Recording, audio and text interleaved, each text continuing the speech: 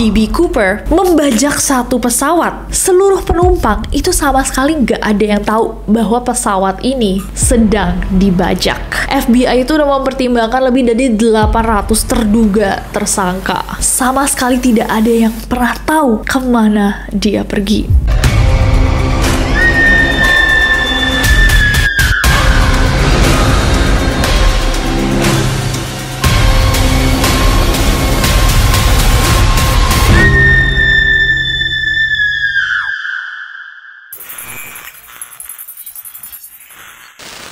Hey guys, it's Nessie and welcome back to Neror. Kalau kalian belum subscribe ke channel ini, coba join jadi Neroris, terutama untuk kalian yang suka misteri. Misteri yang kita bahas malam ini adalah salah satu pembajakan paling misterius di sejarah. Seorang pria bernama Dan Cooper, yang namanya tuh akhirnya salah gitu diberitakan jadi DB Cooper, membajak satu pesawat tanpa penumpang lainnya tahu bahwa pesawat itu dibajak dan berhasil mendapatkan uang tebusan sebesar $200.000 atau setara dengan 1,2 juta dolar sekarang atau 17 miliar rupiah. Pria ini gak cuman berhasil mendapatkan uang sebesar itu, tapi dia juga lolos melarikan diri atau bisa dibilang menghilangkan diri dari pesawat ini tanpa jejak sedikit pun.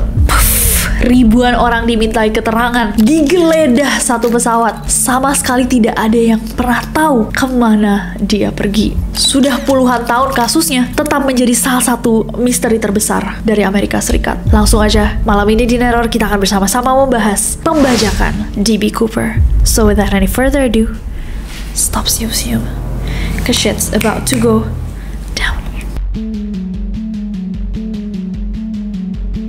Kita balik ke tahun 1971. Pada 24 November, ada seorang pria yang bernama Dan Cooper yang memesan satu tiket pesawat sekali jalan dari Portland, Oregon menuju Seattle, Washington. Pesawat yang dipesan sama Dan Cooper ini adalah pesawat dengan tipe Boeing 727 maskapai Northwest Orient Airlines Flight 305, dan Dan kedapatan duduk di kursi 18C. Dan diceritakan sama orang-orang yang lihat dia bahwa dia tuh mengenakan jas yang warnanya lumayan gelap, dasinya dijepit, pakai kacamata hitam, sepatu coklat, berpenampilan rapi dan sopan. Dia juga membawa tas kerja dan kantong kertas coklat. Nah, dikatakan juga dari beberapa saksi, kayaknya Dan ini umurnya sekitar 40 tahunan dan tinggi badannya tuh sekitar 1,78 meter sampai 1,85 meter. Nah, sebelum pesawatnya lepas landas, beda nih guys sama hari ini gitu, gimana kita nggak boleh ngerokok di dalam pesawat. Zaman itu, orang-orang tuh masih boleh menyalakan rokok di dalam pesawat. Nah, sebelum lepas landas aja, dan ini diceritakan sama saksi mata bahwa dia sempat ngerokok, pesan alkohol dan juga air putih.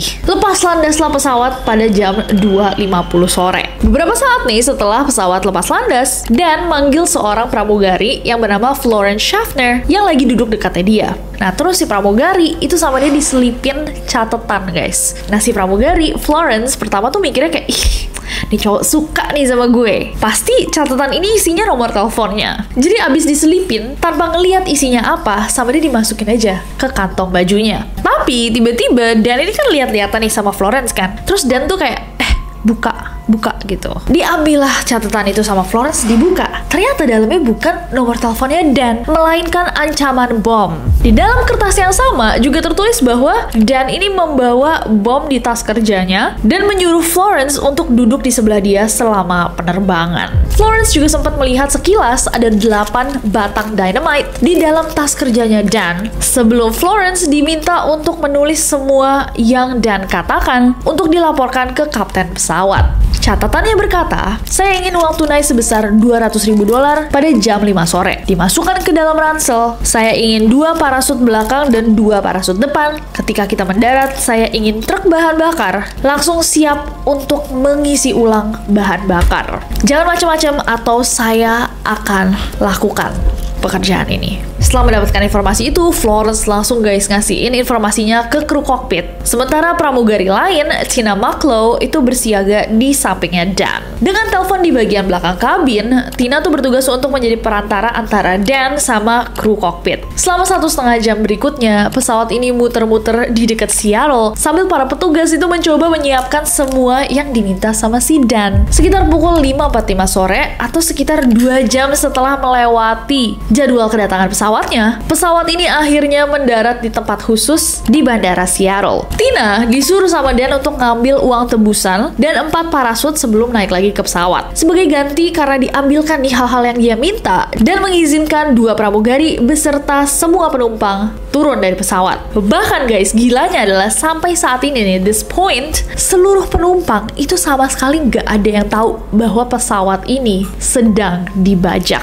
Setelah mendapatkan apa yang dia mau dengan 4 kru yang tersisa dan menyuruh Tina untuk bilang sama kapten, ayo kita terbang ke Mexico City. Sebelum lepas landas, dia meminta beberapa syarat kepada awak pesawat. Yang pertama, mereka harus terbang dengan roda pendaratan yang standby di bawah. Kedua, terbang dengan kemiringan sudut sayap pesawat 15 derajat, kecepatan pesawat 100 knot, pesawat harus terbang di bawah 10.000 kaki, semua lampu kabin harus dimatikan, dan pintu serta tangga pesawat di bagian belakang harus terbuka. Gila.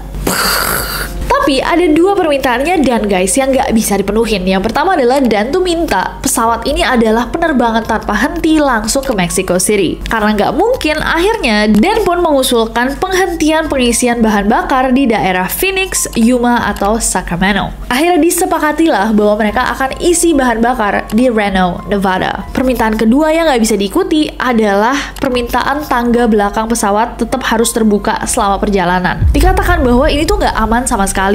Akhirnya Dan setuju, tapi dia tuh minta tetap kayak, oh ya udah, boleh deh ditutup tangganya, tapi Tina harus ada di sebelah saya untuk ngajarin saya gimana cara buka tangga itu. Karena ada sedikit kendala, pengisian bahan bakar di Seattle itu memakan waktu sampai 2 jam. Sekitar pukul 7.36 malam, mereka kembali mengudara. Mereka terbang lagi nih. Nah, tanpa diketahui sama Dan, ternyata udah ada 2 pesawat jet tempur yang mengawal pesawat ini. Walaupun nggak ada di jangkauan pandangannya Dan. Kurang dari 5 menit setelah mereka terbang lagi, Dan langsung minta Tina untuk masuk ke ruang kokpit dan nyuruh Tina bersama 3 orang lainnya ada di dalam situ dan mengunci kokpitnya dari dalam. Dan terakhir kali Tina melihat Dan adalah dia ngeliat si Dan ini berdiri di tengah lorong pesawat mengenakan salah satu parasut. Sekitar pukul 8 malam, kru kokpit tiba-tiba di dalam kokpit nih ngeliat ada lampu indikator bahwa pintu belakang pesawat itu terbuka. Dan sesaat kemudian, para kru itu merasakan ada perubahan guys di dalam pesawat. Jadi ada perubahan tekanan yang drastis banget, yang berarti bahwa pintu belakang pesawat itu sudah sepenuhnya terbuka. Jam 10.15, pesawat pun mendarat di Reno, Nevada. Para kru pun keluar dari kokpit dan ketika mereka melihat mengecek satu pesawat, sama sekali tidak ada tanda-tanda keberadaannya Dan maupun bom-bom yang dia bawa dalam tasnya. Polisi dan agen FBI langsung mengepung pesawat ini guys, dan dicek semua lorong-lorongnya, dicek semua kayak di bawah kursi dan segala macam. Sama sekali tidak ada traces, nggak ada jejak, nggak ada bekas, nggak ada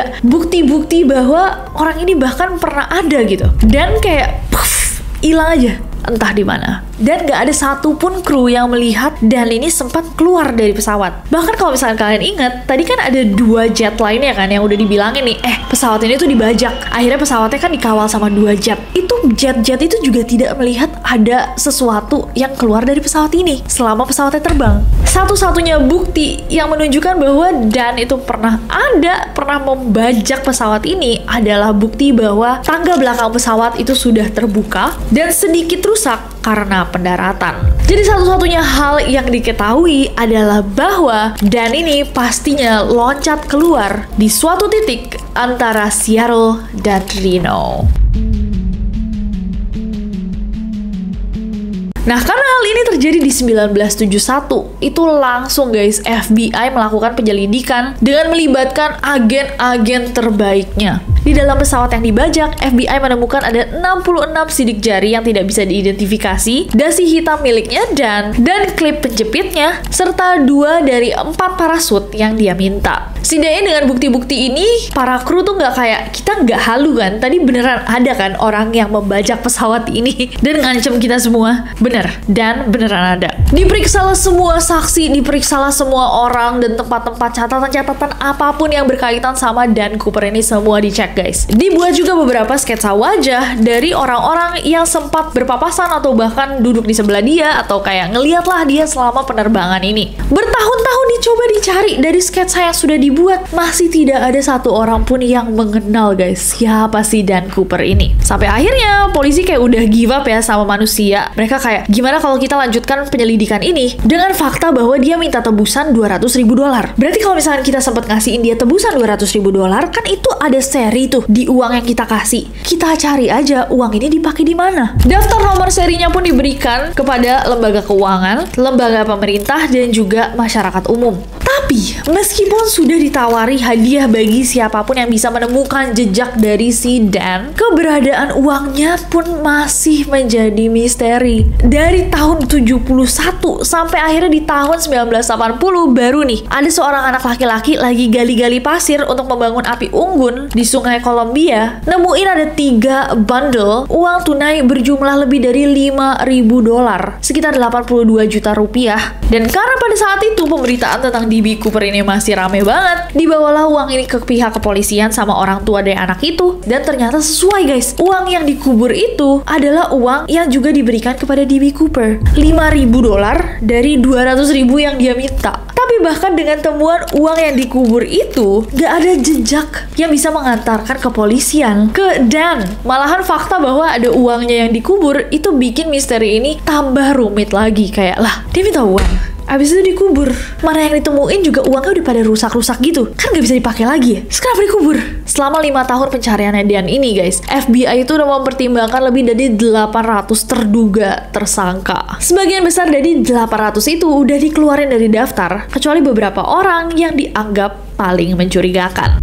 Jadi pada saat itu, saking besarnya kasus ini dan saking tidak bisanya FBI, kepolisian, dan semua lembaga-lembaga besar dalam memecahkan misteri DB Cooper, kepolisian itu mendapatkan banyak sekali ejekan guys, yang ngaku-ngaku sebagai Dan. Nah, pas salah satu pramugari yang waktu itu juga ada di dalam pesawat yang dibajak sama DB Cooper ditunjukin nih fotonya, dia bilang sama wartawan, menurut ingatannya dia adalah yang paling mirip sama DB Cooper dibandingkan terduga lain yang pernah dia lihat fotonya.